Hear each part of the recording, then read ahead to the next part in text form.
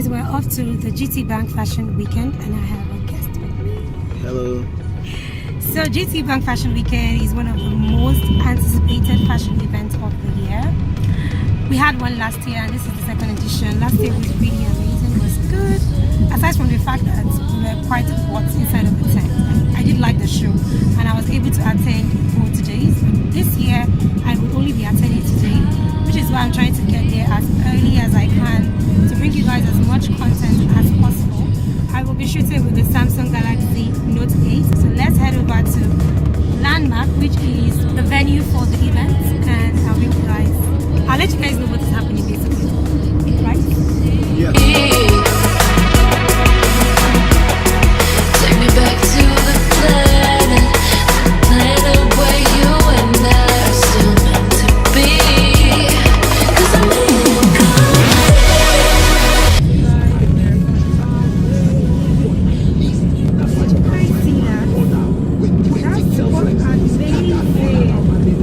And the good thing about this is that you can actually shoot the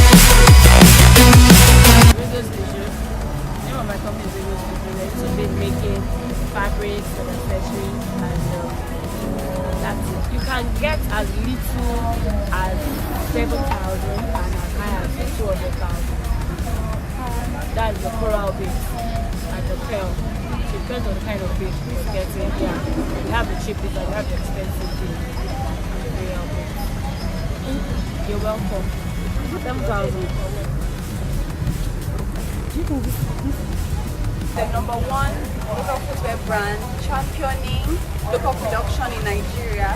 We make Ankara, slippers, and then we have new products. They are leather slides. You can come get them. They are affordable and well, and good and durable and always chic, and you never look bad when wearing one of these. So hurry down. Thank you.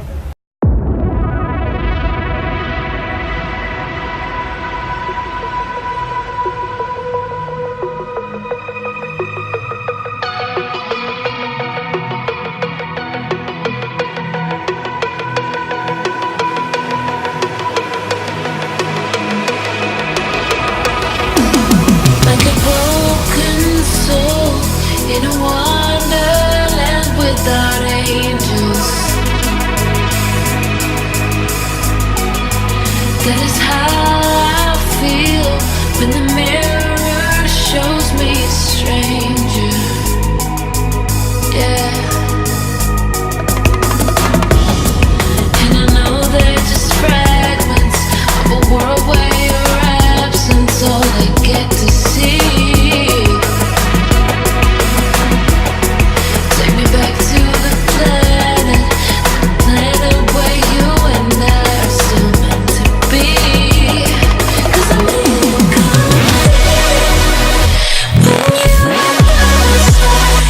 when you next to me. Yeah,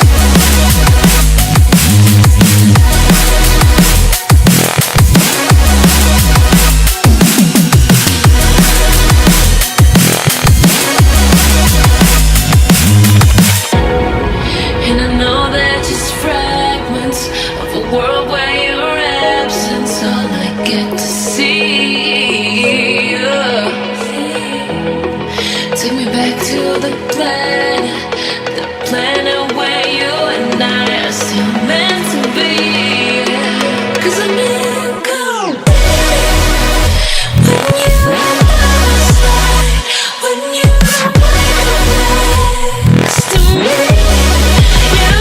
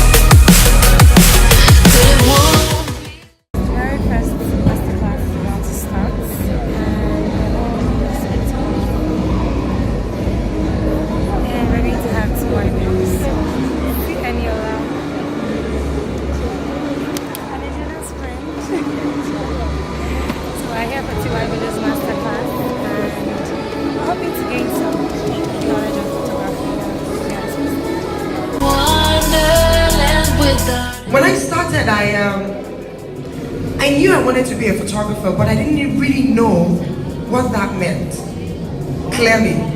And worse, nobody around me really understood what I meant when I said I wanted to be a photographer. You know, it was in the year 1999, 2000. It was such a new idea. And so, whenever I walked up to people and said, oh, I'm a photographer, or I'm an aspiring photographer, people always looked at me a little confused, like, what is that? Why would you want to be a photographer?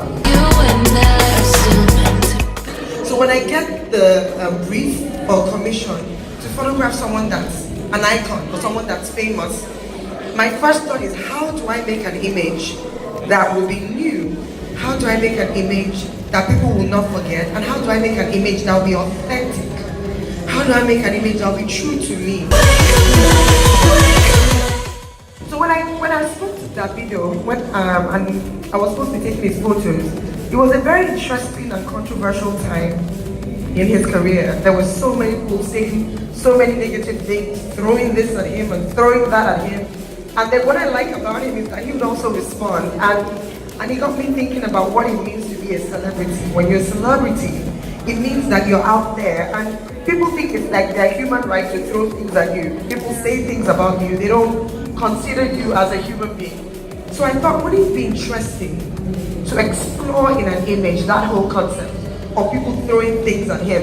And so what I did was I went really literal and I had my staff throw things at him. So we started by throwing paint bombs at him and then we went on to throwing water at him. So when you have the opportunity to make an image, I mean, it's really easy to just go out there and say, okay, this is an opportunity for me to practice just how creative I can be. But taking that little time to think about your subject and think about what they're about and think about where they are and find a way to use your work to exploit. And it doesn't have to be complicated. I remember when I did this picture of Owolabi, it was really simple.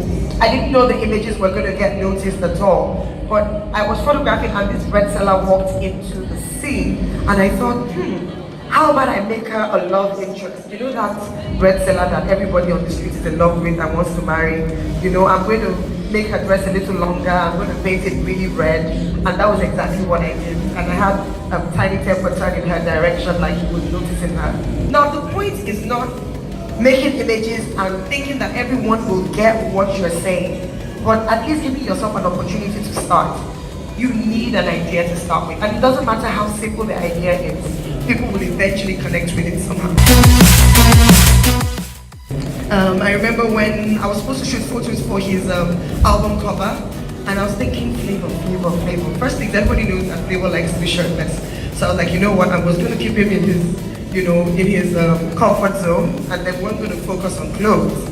But then, the cover title, the title of his album was called Jelle, the Traveler. And sometimes the first idea that comes to your mind is the worst idea. So I thought the traveling suitcase, traveling on a journey. And I thought, no, that's going to be cheesy. How about we show what it means to be a human being on a journey? We are constantly trying to push forward and move into new spaces. So I started to make these images of him, like pushing into something. And some of the images were still, and some of them I had them blurred out to show movement. And Tiwa Savage. Tiwa's was very interesting. When I was asked to shoot Tiwa, the first thing that came to my mind was her music.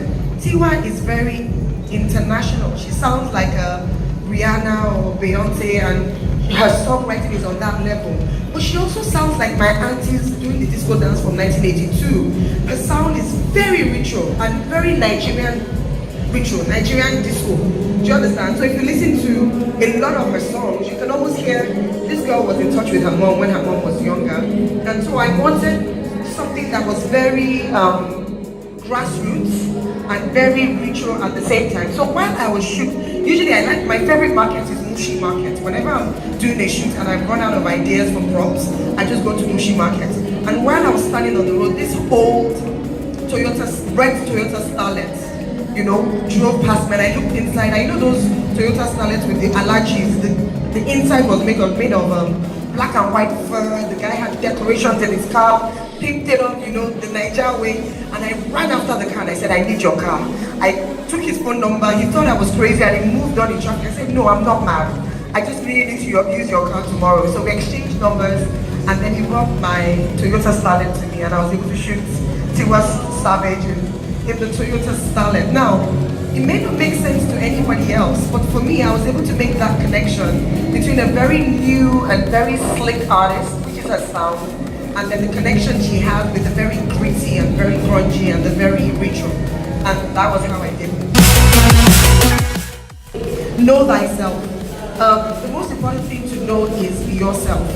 And that is in many ways, as in, why do you want to be a photographer? The second thing is to really know your field. I talk to a lot of young photographers, and I ask them, who is your favorite photographer? And their favorite photographer, everybody they know, is their own little circle of Lagos photographers. They haven't taken out time to research photography, to know the history of it, to know where it's coming from. Photography is a very, very, very, very wide, and it's been here for field, and it's been here for a long time, and it's so important to you to take out the time to research photography. I've looked at some of the images that I've made here today. None of those images were me trying to copy anyone, but I can tell you for sure that if you research the picture that I had of the torn paper of the girl, I've seen a picture like that of Mario Testino doing exactly the same thing. Maybe in a slightly different way, but there's no photography idea that you have that hasn't been done before by some photographer in 1972 in Finland. But how would you know if you don't research? So you must research photography as a journal. What that does is that it will broaden your mind and it will deepen your work. So rather than just looking at Instagram, it's important that you look at books, see exhibitions, meet photographers, know your history, read about photography, listen to, watch YouTube, watch interviews of photographers, listen to them talk about their work, and also know photography technically. I always say, if you want to be a photographer, the technical stuff is the basic stuff. Don't trip over that. Don't trip over technique. Don't trip over cameras, because you should know everything you should know about your camera. And guess what?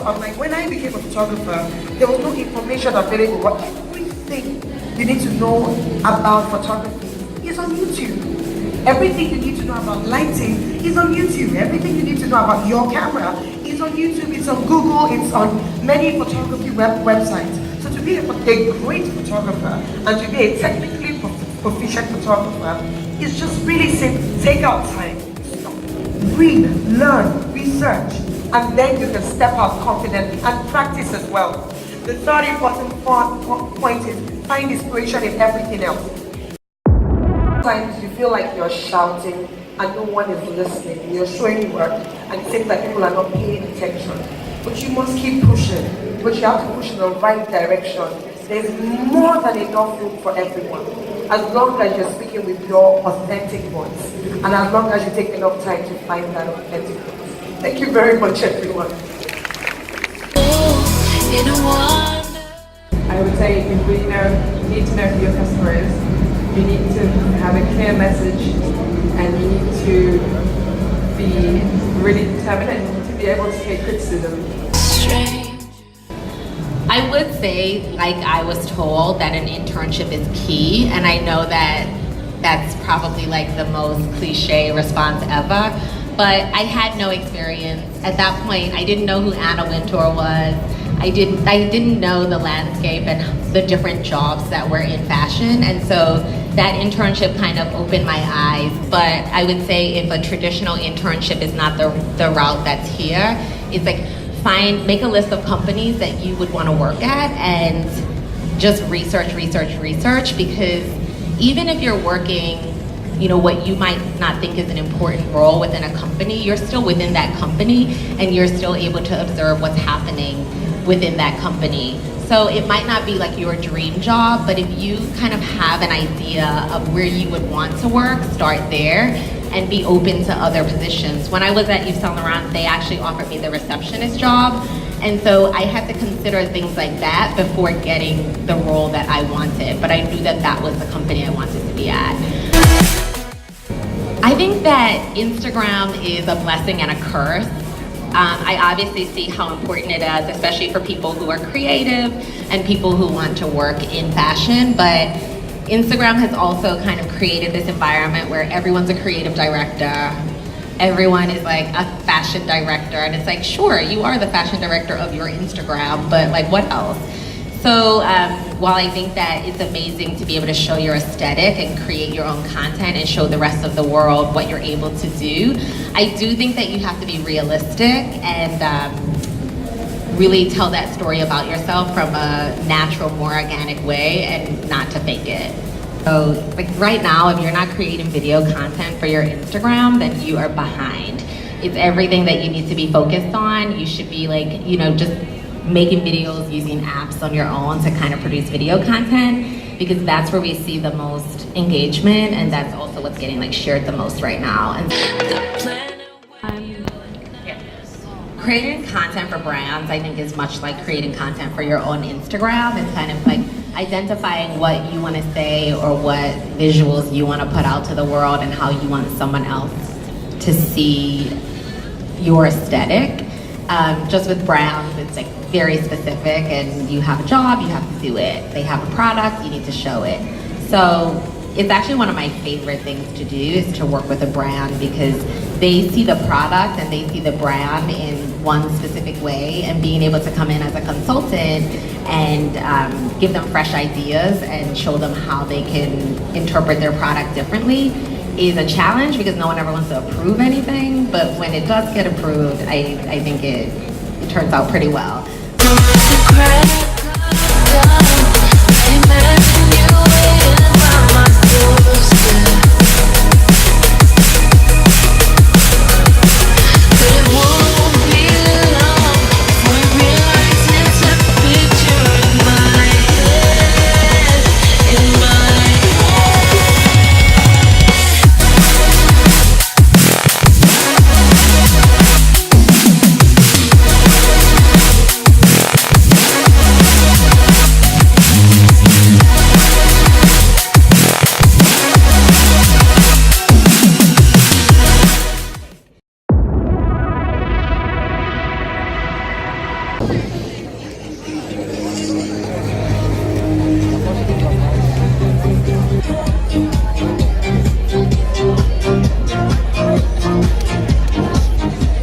This side has Diana's wardrobe.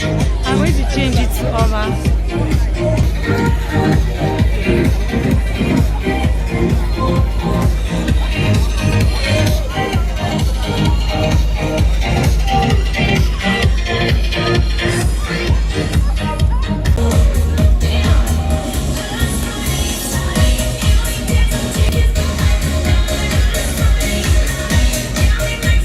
You tell everybody I said hi. Well, I was kind of distracted, but amazing masterclass. One I will never forget.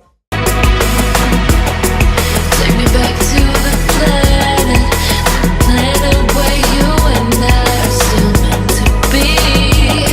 'Cause I'm in